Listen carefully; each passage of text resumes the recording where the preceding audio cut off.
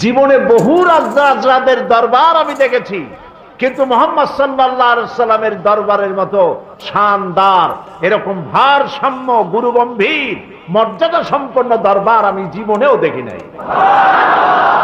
তার কোনো সিংহাসন নাই, সাধারণ মানুষের মধ্যে তিনি বসেন, নিজের জন্য আলাদা কোনো সিংহাসন নাই।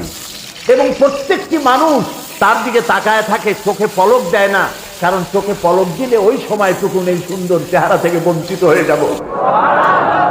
তিনি যখন উযু করেন, উযুর পানিগুলি কেউ মাটিতে গড়াতে দেয় না, সাহাবীরা পানিগুলি উঠায় নিজেদের গায়ে মাখায় নেয়। আমি এমন দরবার জীবনে কোথাও দেখি নাই।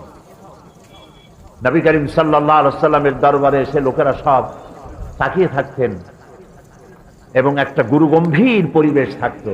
কিন্তু এই গুরুগম্ভীর পরিবেশকে রাসূলুল্লাহ বেশি সময় থাকতে দিতেন না। তিনি মাঝে মধ্যে রসিকতা করতেন।